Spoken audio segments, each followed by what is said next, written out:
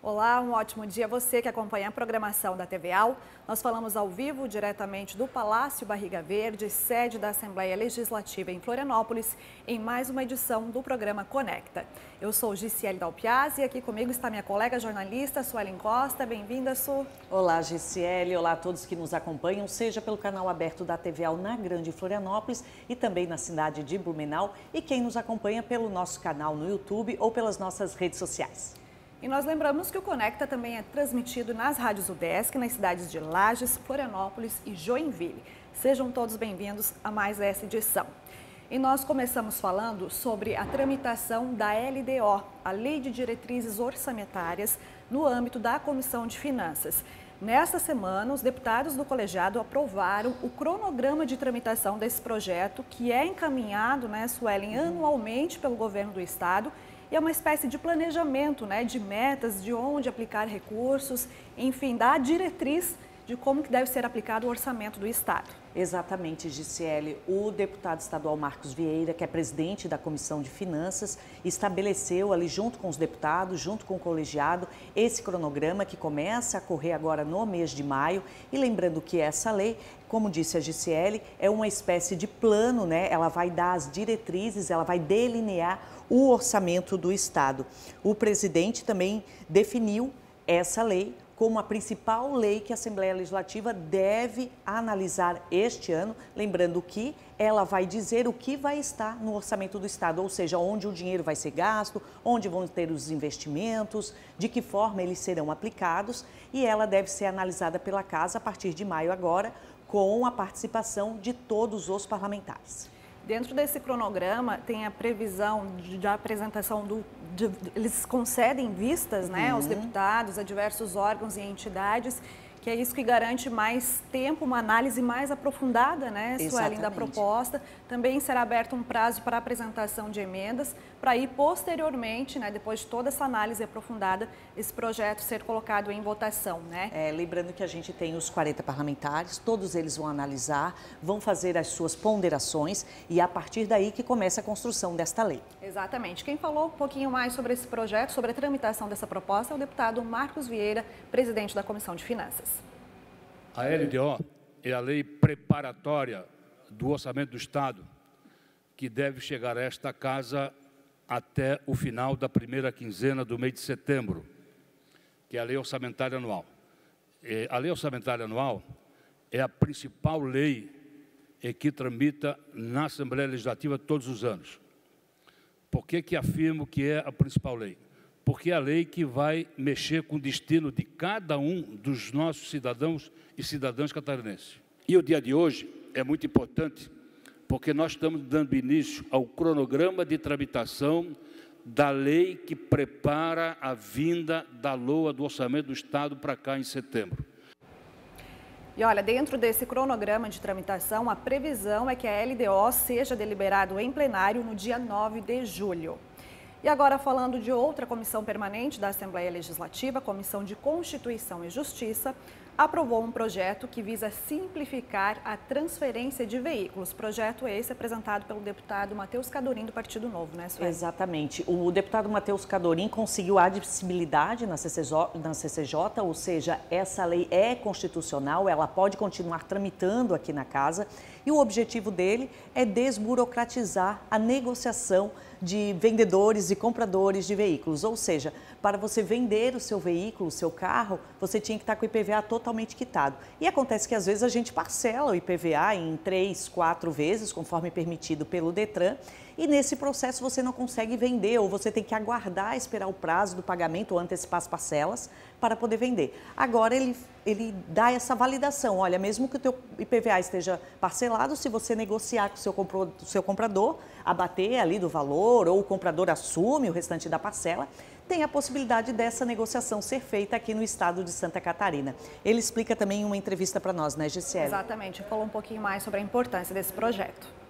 Hoje a gente tem a questão da obrigatoriedade da quitação do IPVA para transferência do veículo.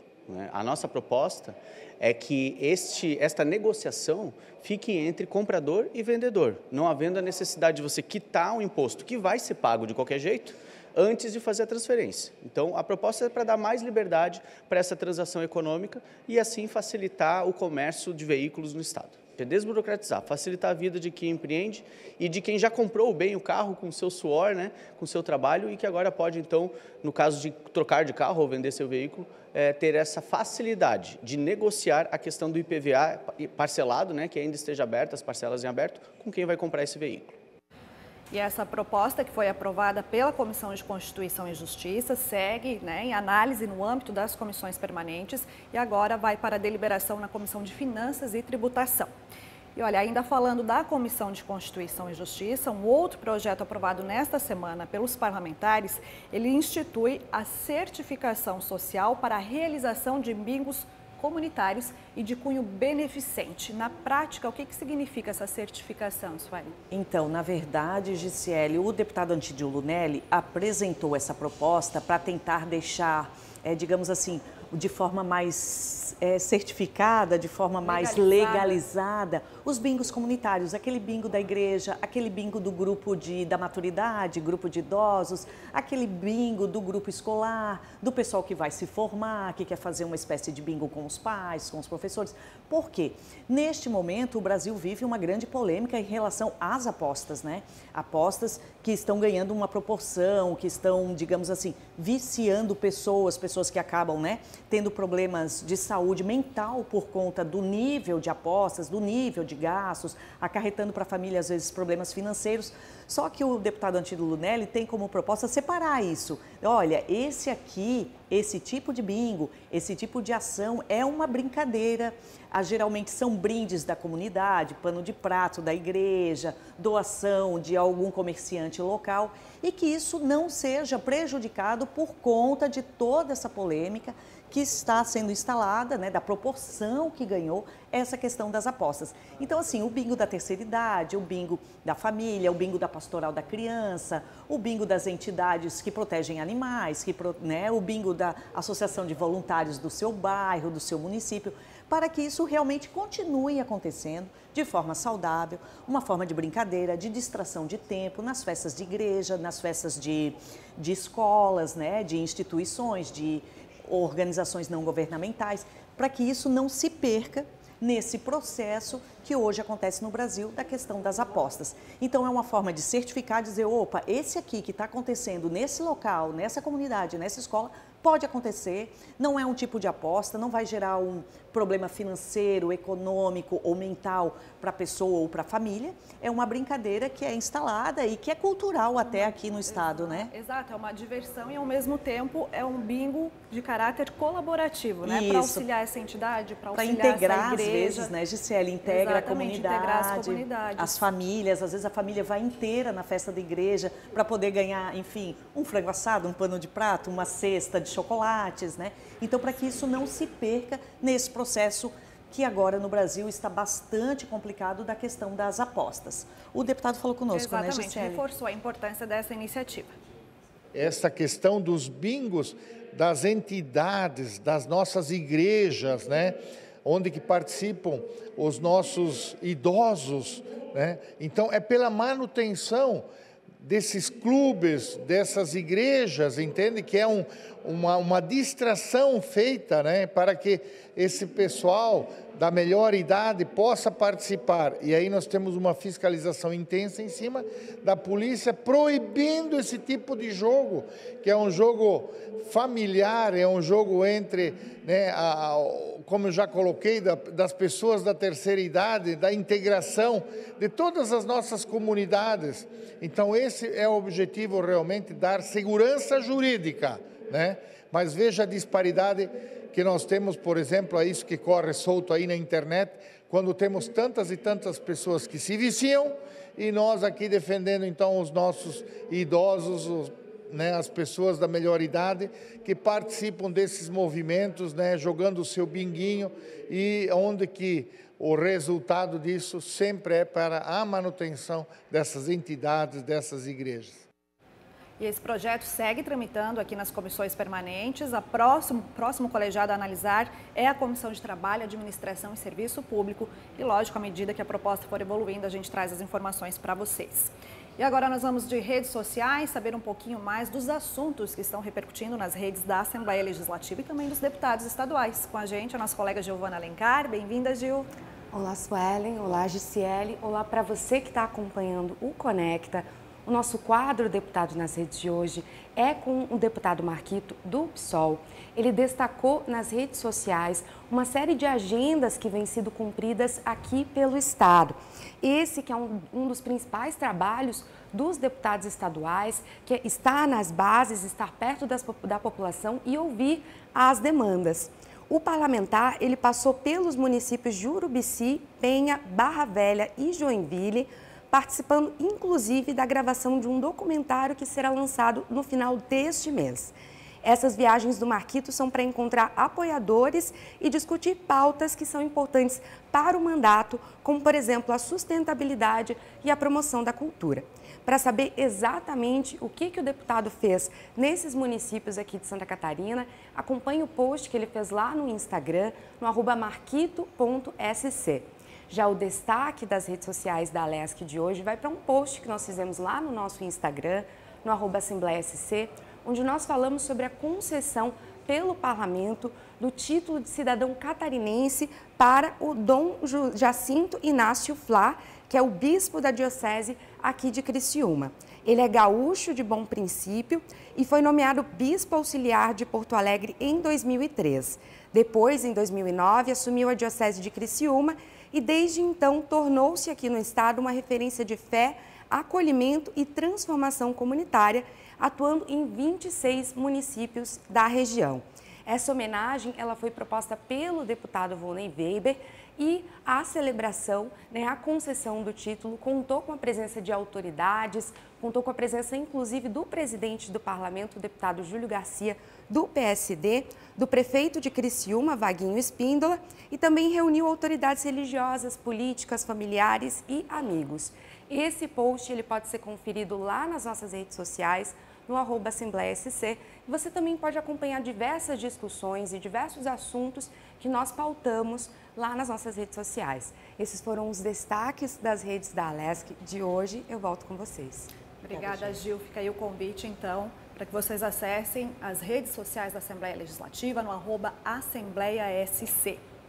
E agora nós vamos falar de um projeto muito bacana desenvolvido pela Escola do Legislativo, que reúne estudantes do ensino superior. E olha, desde o início dessa semana, 80 estudantes universitários estão passando por uma verdadeira imersão aqui na Assembleia Legislativa, conhecendo de perto o trabalho dos deputados estaduais, tendo mais noção de como que funciona aqui a casa, a tramitação de projetos, as comissões permanentes, a deliberação de projetos. E olha, Suelen, esse ano com um número recorde de inscritos, são 80 jovens estudantes que estão aqui passando essa semana na Assembleia Legislativa. Exatamente, Gisele. Esses 80 universitários representam 42 municípios, ou seja, 42 municípios, universidades diferentes, de locais diferentes de Santa Catarina, estão acompanhando essa semana. Eles acompanharam a Comissão de Constituição e Justiça, acompanharam a Comissão de Finanças, as sessões ordinárias realizadas aqui no plenário da Assembleia Legislativa, participaram de audiências públicas, foram nos gabinetes dos deputados, conversaram, fizeram trocas com alguns deputados,